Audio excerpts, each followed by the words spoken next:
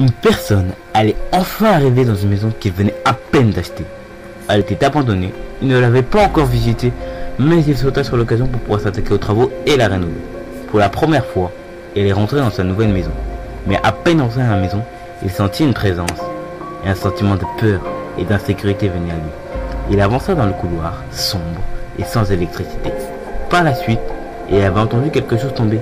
Mais quand il se retourna, rien. Il ne perdit pas de temps. Fonça dans sa chambre, sauta sur son lit, prit la couverture, puis essaya de dormir. Quand soudain, des voix. Non, une voix. Il entendit une voix dire « Tuez, tuez, tuez ». À cet instant, il ne voulait pas rester une seconde de plus dans cette maison. Mais, dans sa tête, il se dit que cette maison était la chance de sa vie, qu'il avait sûrement halluciné, à cause de la fatigue. Alors, il essaya de s'endormir. Mais, une main, oui, une main l'avait touché, il en était sûr. Et quand il levait la tête, il vit un homme, tout simple.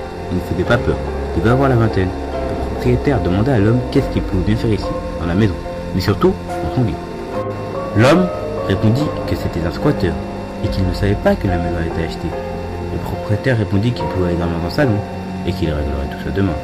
Le propriétaire, rassuré de ne plus être seul dans cette maison, entendit à nouveau « Tuez, tuez, tuez ».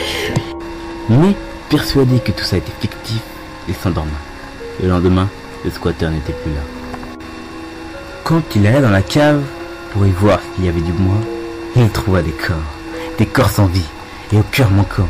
L'homme se prit de peur, regardait les corps avec compassion, mais avec une grande peur venue à l'esprit, il se précipita pour aller chercher du secours, mais surtout pour quitter cet endroit. Le squatteur était là. Il était différent. Tout chez lui était différent.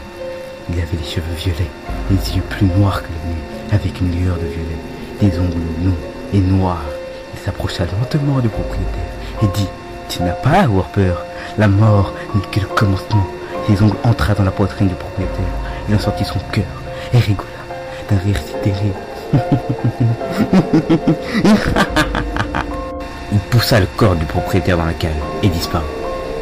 La police, une fois qu'il avait retrouvé les corps des victimes, avait tout bien analysé et il avait trouvé un indice. Il fut choqué de voir que l'agresseur n'avait que 15 ans.